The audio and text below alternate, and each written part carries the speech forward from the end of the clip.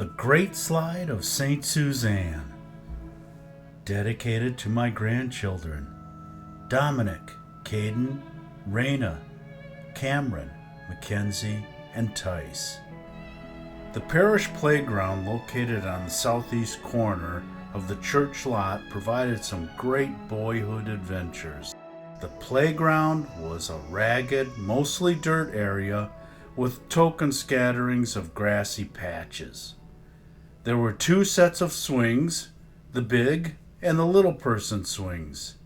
The big set was cemented into the ground adjacent to Granville. The 6 seats were made of thick green wooden boards and were hung high on heavy chain links. Beneath each swing was a carved out rut shaped by scraping feet serving as brakes.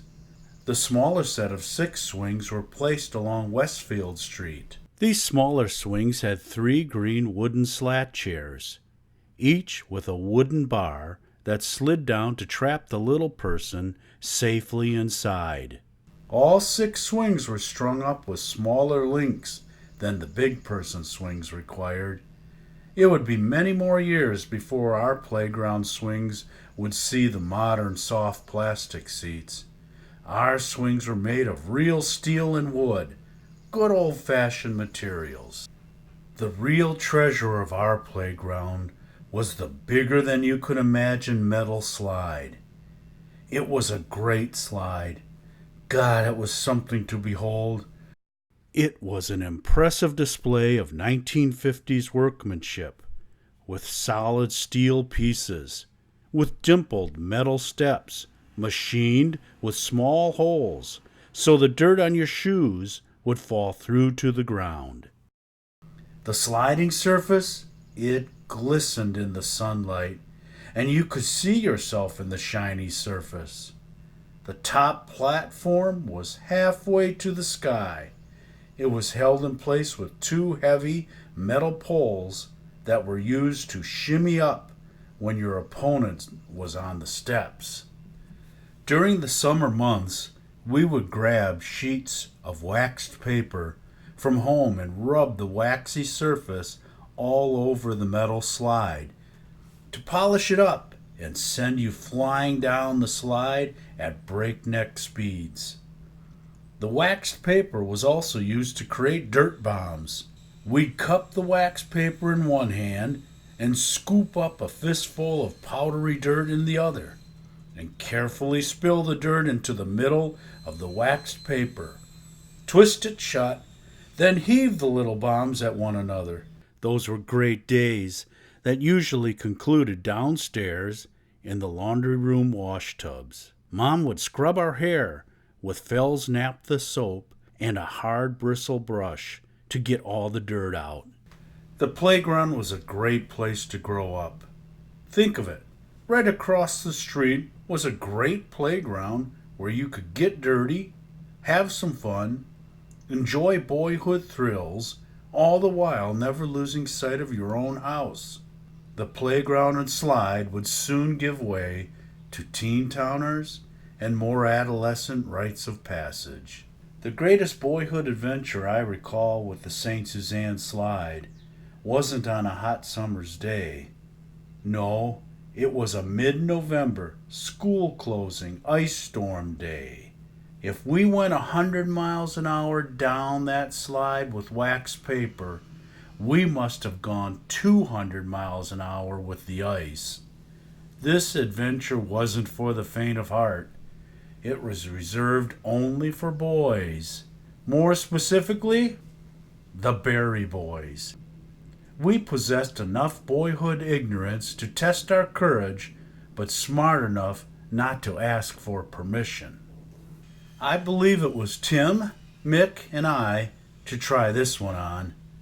With the entire neighborhood covered with a thick sheet of ice, we laced up our hockey skates, grabbed the sled out of the garage, and skated down the middle of Granville to the icy playground. Tommy wasn't old enough for us to drag him down there, but he would have been a great guinea pig to test the speed of the sled down that slide. Danny and Jerry were likely off somewhere testing other boyhood adventures, or just too smart to get tangled up in this ice storm scheme. Without Tommy, one of us had to take the first plunge down the slippery slide. And I was the lucky one. Elected by Mick and Tim, I was on my way up the ladder. Picture this.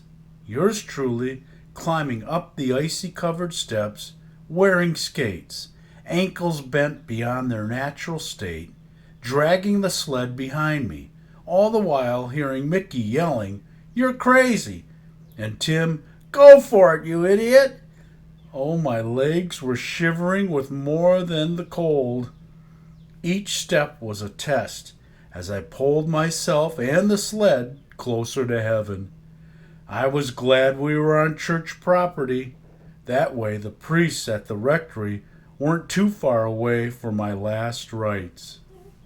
At the top of the slide, I needed to get myself steadied on the platform so I could maneuver the sled into place. It was a lot windier up there than I recall down on Earth. Tim and Mick looked so much smaller way down there yelling up at me. Slowly, I sat down on the sled, held the rope tight to my chest, with my skates pointing way down the slide. This must be what it's like just before the guy gets shot out of the cannon, I thought. All of a sudden, it got very quiet. The wind calmed down, and I could hear myself breathe. This is it. Now or never. I rocked forward a little to encourage the sled. It took my nudging, and the front end turned down to the slope, and we sped away. It was the smoothest, fastest thing I had ever done. It was a thrill. To my happy surprise, it was working, and the sled stayed on the slide, guided by the side rails. I was pretty pleased with myself. But wait a minute. There's a drop-off at the end of this thing. I shot off the end of that slide and was in midair for what seemed like an eternity. Oh, Jesus, Mary, Joseph, am I in heaven yet? I could hear Tim and Mick hooting and hollering as they chased me down to grab the sled and give it a try for themselves. I went to sleep that night praying for another ice storm because I wanted another chance to fly farther than I did today.